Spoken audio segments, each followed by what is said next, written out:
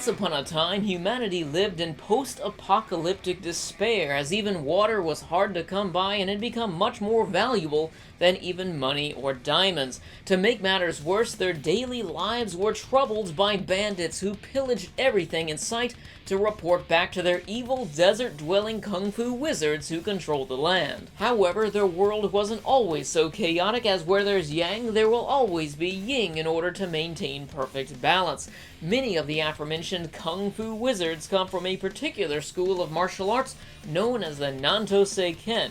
The yin, which counteracts them, is from the school of the Hokuto Shinken. The difference being that in order to maintain said balance, the Nanto can have many deadly martial arts masters, while the Hokuto style is so deadly that it only needs just one man, Kenshiro.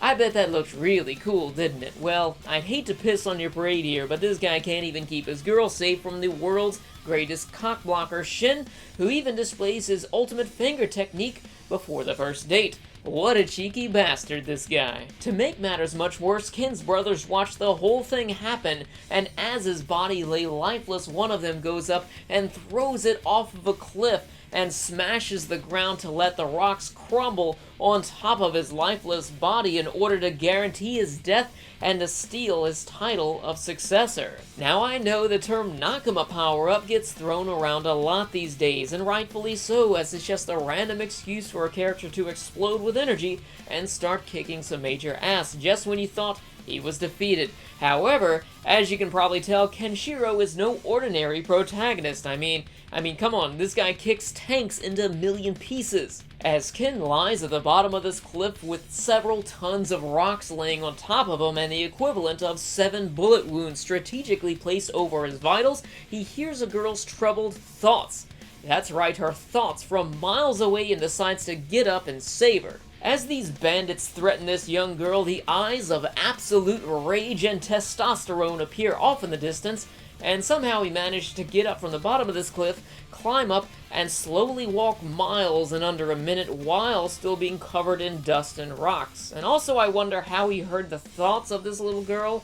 They wake him up, but yet his fiancée was kidnapped, and who knows where she's at, but he didn't hear any of her thoughts. Okay, I know it, you know it, we all know it, this is just batshit insanity right here, but it's okay though, because they make up for it all by giving us one of the most badass scenes in anime history.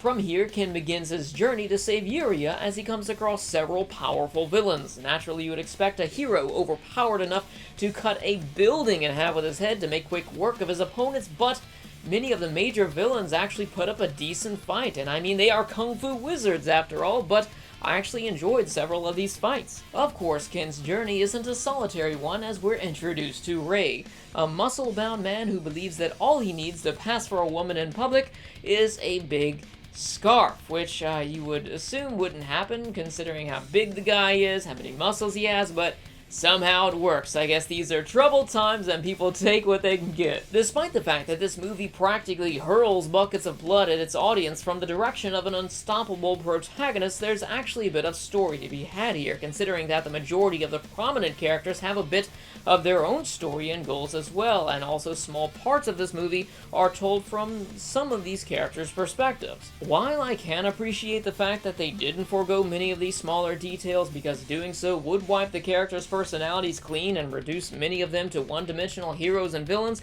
the stories that we do get for them are honestly shallow at best, but we can expect no less from a 27-volume-long story that's been shortened down to a movie less than 2 hours. For example, in the source material, Ray is a much more significant character, and while this movie showcases his journey to rescue his sister, it also lacks the depth of his characterization and bonding time with Kenshiro as they saved a small town from bandits. But the bandits they save the town from actually do appear in this movie simply to get killed off by Kenshiro's older brother, Rao, simply because they could have made an awesome fight scene out of it, and yeah, they did.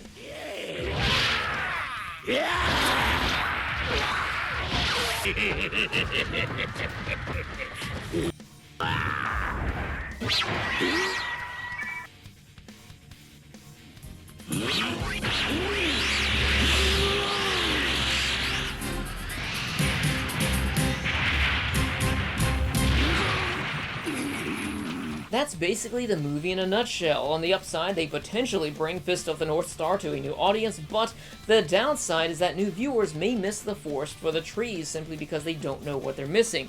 Now, it's easy for me to spot remnants of a deeper story because I've been there, and I can only hope that new viewers wouldn't mistake this movie for being simplistic testosterone-fueled bloodbath and dismiss the story completely. So for new viewers, I would recommend watching this movie as it may help you get into a series which you may have been curious about or skeptical towards in the past. I also recommend the movie for anybody who just wants to see a hyper-violent action flick. And lastly, for those of you out there who've already seen or read the original story, then I would still recommend this movie just because some of the liberties that they've taken actually create some original scenes which are downright fun to watch. You just have to keep an open mind though. I understand that you may love Fist of the North Star, but there's no way they're going to tell the same story in a 2-hour-long movie. They're going to change some things, and what we're getting can actually be enjoyable in its own right. Now I know this movie review has been a bit too positive so far, and it is done that way by design.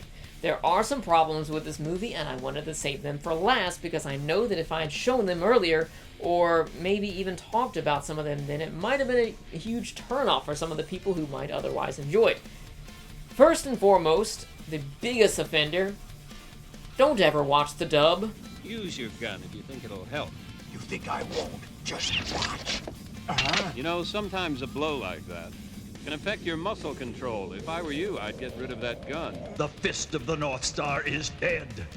Your point? If you're very observant, then you may have already caught the second point, is that there are some really good looking clips, and most of the movie looks really good, and there are some which looks really bad, because this is from 1986, it is a remaster, but they didn't get around to remastering everything. I'm not sure exactly why. My speculation is that considering that the majority of the ugly moments that we see are actually parts where it's like brains exploding and bodies exploding all over the place, I think that might be because this had to be edited down for TV or something like that, and maybe the original version that they edited from either that didn't get upscaled or got lost somewhere in the process, and we have one version that is upscaled and look really nice, and then we have another version that doesn't look so good, and they kind of mashed them together. This is exactly why I always stress the importance of getting the classics remastered, because yes, there are a few parts in this movie which look really bad, but there are plenty of really good anime movies out there that look like shit because they weren't restored in time, and the masters just got damaged and weren't stored properly. Now my last try. Have you seen Fist of the North Star? Let me know all about that in the comments section below. If you enjoyed this review, be sure to subscribe and also share the video with a friend. Thanks for watching. Be sure to tune in next time for my review of Sakamoto Desu Ga. I'll see you then.